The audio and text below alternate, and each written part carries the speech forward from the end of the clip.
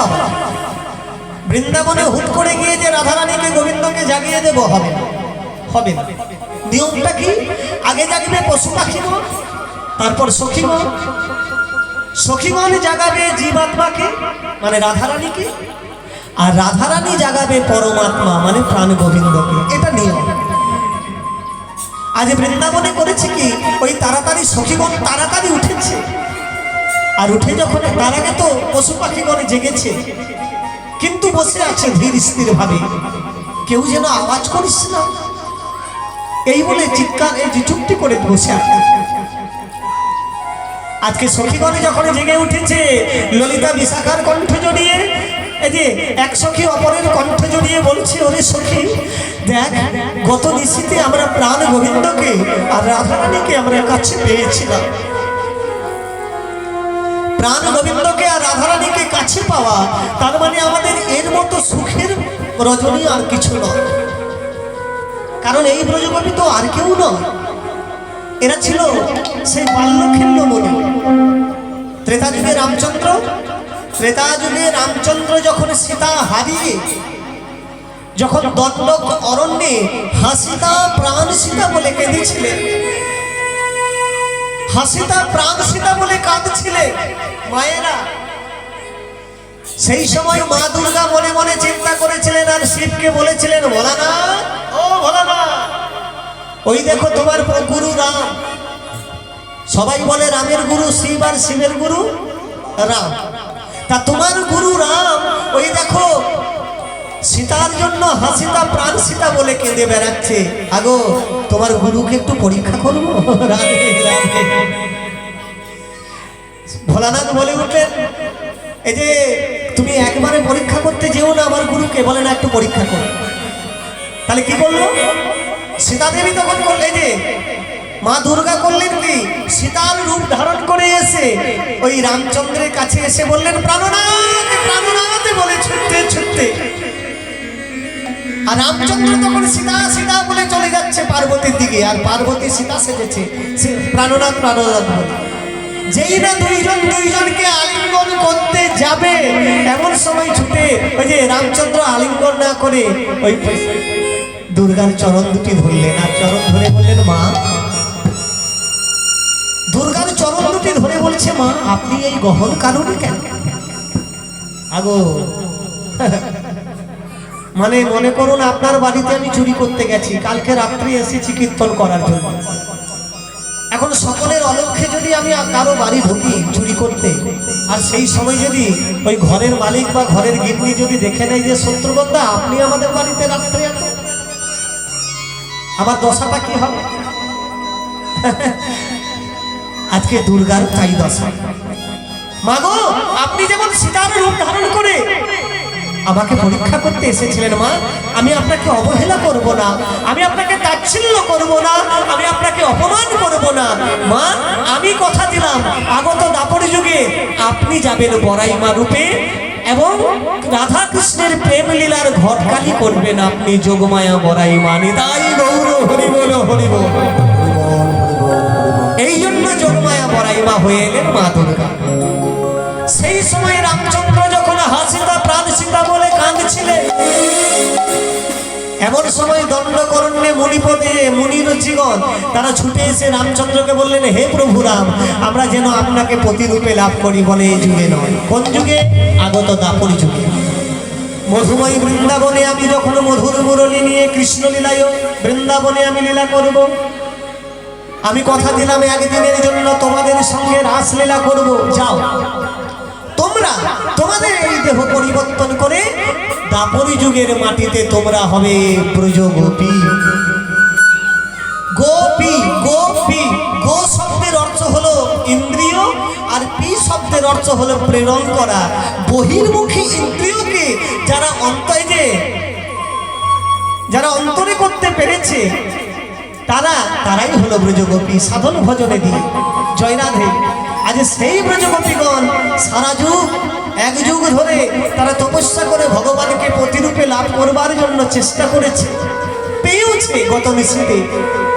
আগো আর আজকের নিশীটা যদি তাড়াতাড়ি শেষ হয়ে যায় তাহলে দুঃখ হবে না মা? মনে করুন কোন মেয়ের বিয়ে গেছে বাড়িতে। আমাদের সুখের সময় তাড়াতাড়ি পেরিয়ে যায়, কিন্তু দুঃখের সময় অতিবাহিত হয় না। মনে করুন কোনো বাড়িতে বিয়ে লেগেছে, মেয়ের বিয়ের সময় হলো কি, মেয়ের বিয়ের সময় হলো কি, দেখবেন রাত্রিটা দেখবেন হই হাল্লা করে, আনন্দে আত্মহারা করে, সাজতে কুঁজতে কি মা পেরিয়ে যায় না? কি গো বাবা, পেরিয়ে যায় না? আনন্দের সময় হই হাল্লা করে তাড়াতাড়ি রাত্রিটা পেরিয়ে যায়। ঠাকুর না করুক, সেই বাড়িতে যদি একজন বয়স্ক ঠাকুরদা বা বয়স্ক ঠাকুমা যদি দেহ রাখে সন্ধ্যাবেলায়, কি হবে? দেখবেন রাত্রিটা পাহাড়ের মতো হয়ে যাবে, হয় না? বলে না, ও বাবরে পাহাড়ের মতো রাত্রি গো, কি বলে না? তাহলে সুখের সময় তাড়াতাড়ি অতিবাহিত হয়, আমাদের দুঃখের সময় তাড়াতাড়ি চলে যায়। এই যে পার হতে হয় না, সুখের সময় তাড়াতাড়ি চলে যায়, দুঃখের সময় পার হতে হয় না। আজ সখীগণে কাঁদছে বলে ললিতারে, ওরে বিশাখা দেখে দেখে গত নিশীতে আমরা প্রাণে গোবিন্দকে আমরা প্রতিরূপে লাভ করেছিলাম। আর এই দেখে ক্ষণিকের মধ্যে কেমন রাত্রিটা ফুরিয়ে গেল। বলে বলে এখনই আমরা কি বা করি? সখীগণে যখন কাঁদছে, এদিকে তখন সখীগণের কান্নার রোল পেয়ে এমন সময় আম্র গাছ থেকে তখন কোকিল ডেকে উঠল, কি বলে? আমরে কোকিলা থাকে কদম্বে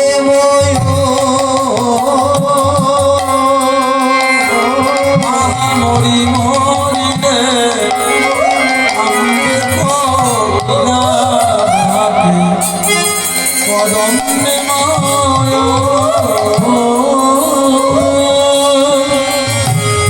দাদিমে বসিয়া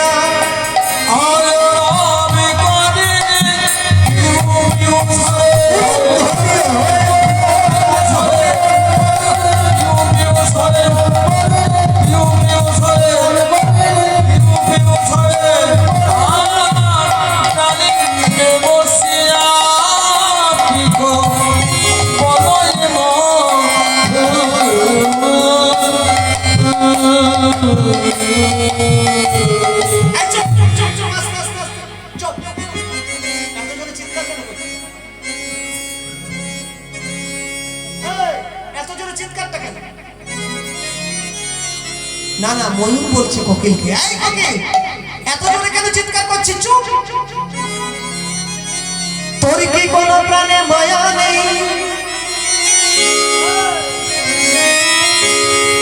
তোর কি প্রাণে কোনো দয়া নেই?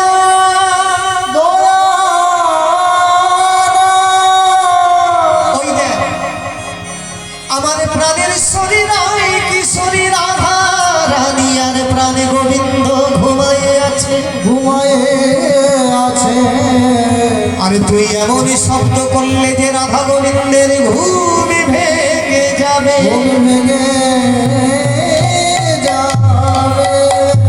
আরে রাধা গোবিন্দের ঘুম যদি ভেঙে যায়, তাহলে যুগলে ভেঙে যাবে।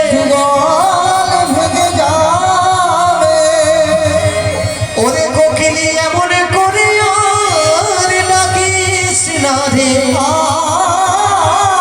ডাকিস না, ডাকিস না কোকিল। কোকিল বলেছে, ময়ূর আমি কেন ডাকছি সেটা তো একবার জিজ্ঞাসা করলি না। আমি ডাকছিস তার জন্য বলছিস চুপ কর, ঠিক আছে, কিন্তু কেন ডাকছি সেটা তো একবার জিজ্ঞাসা করলি না। কেন ডাকছি জানিস? এই বৃন্দাবন বাসীগণকে, ব্রজের বাসীগণকে ডেকে বলেছি, ওগো বৃন্দাবন বাসী, তোমরাও যদি আমার মতো যুগল ভাগা দেখতে না চাও, তাহলে তোমরা প্রত্যেকে দলে দলে আমার সঙ্গে তো যোগদান করো। আরে তোমাদেরকে নিয়ে আমি একটা এমন ব্যবস্থা করব যেন রাধা গোবিন্দ চিরকাল চিরদিন যুগলে থেকে যা, যুগলে থেকে যা। এসো বৃন্দাবনবাসী, ওগো তোমরা এসো। ময়ূর বলেছে, কোকিল আমি আছি তোর দলে, আমি আছি, ময়ূর আর কোকিল দুইজনে আলোচনা করছে, বলে হারে তাহলে কি করলে বলতো ওই রাধা গোবিন্দ যুগলে থাকবে, যুগল ভাঙবে না। ময়ূর বলছে এক কাজ করে পরাশর মুনিকে ডাক। পরাশর মুনি, মায়েরা আপনারা পরাশর মুনির নাম শুনেছেন? পরাশর মুনি আপনারা যখন রাসলীলা শুনে থাকবেন দেখবেন রাসলীলা, ওই যে রাসলীলার সময় ওই রাসলীলার ভাগবতের দশম স্কন্ধে আপনারা শুনতে পাবেন, ওই যে আপনারা শুনতে পাবেন সুখদেব, শ্রী সুখদেব গোস্বামীর কথা। ওই সুখদেব গোস্বামীর পিতা হলেন ওই ব্যাসদেব, আর ব্যাসদেবের পিতা হলেন এই সেই পরাশর মুনি। দেখবেন এই যে কার্তিক, অঘ্রায়ণ, পৌষ, মাঘ, ফাল্গুন, চৈত্র, এই 4-5 মাস দেখবেন আপনারা ওই যে কুয়াশা হয় না, কুয়াশা একটু উলুধ্বনি করবেন, বাবারা হরিধ্বনি নিতাই গৌর হরি।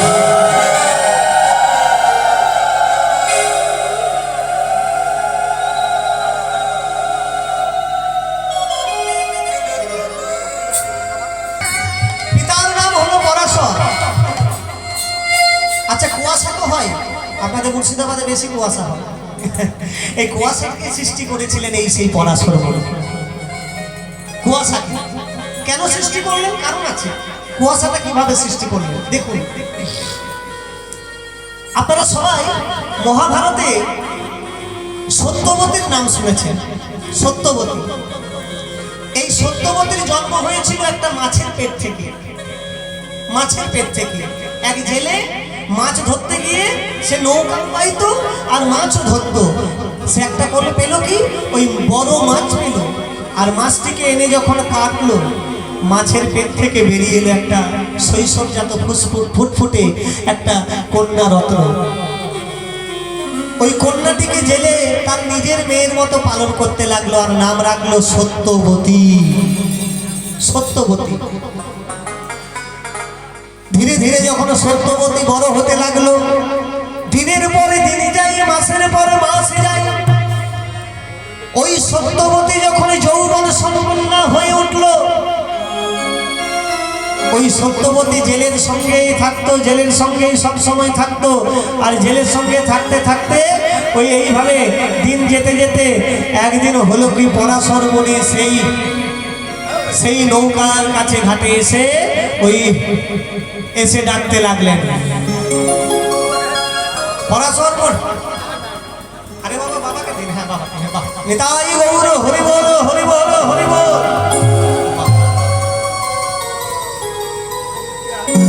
ওই পরাশর মুনি তখন এসে ডাকলো মাঝিকে, ও মাঝি রে,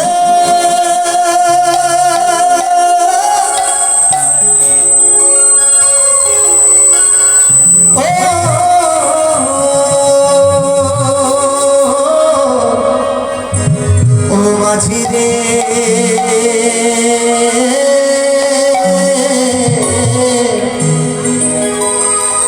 পার কইরা দে।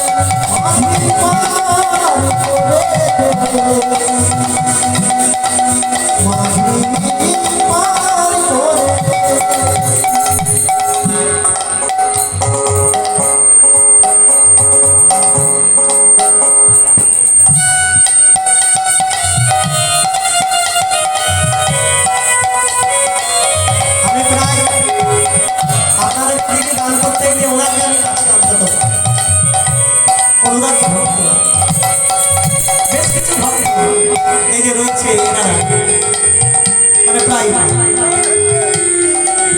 এমন অনুরাগ ভক্ত একমাত্র মুর্শিদাবাদে, সত্যি নদিয়া, বীরভূম এবং মালদা। এই অনুরাগী ভক্তদের কাছে তাদের সান্নিধ্য পেয়ে আমার জীবনটাও ধরে। বেতনে দেব পারি হব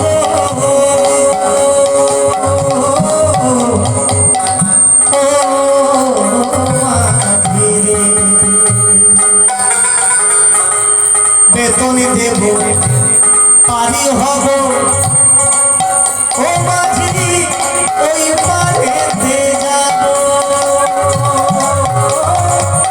ও মাঝি ওই পারেতে যাব পারের করি দেব আনারে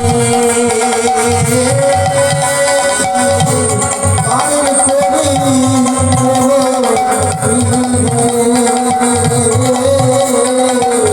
পাই তুলে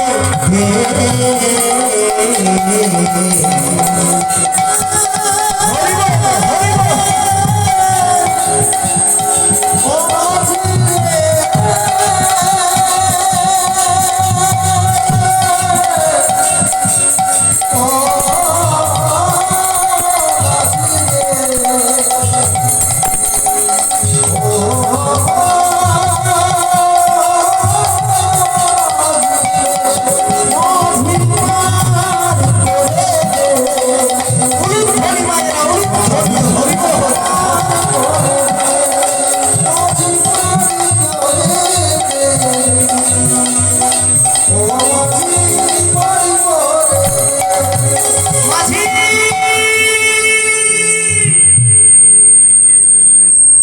সাউন্ডে যে একটা আওয়াজ হচ্ছে, আওয়াজটা কমে যাবে।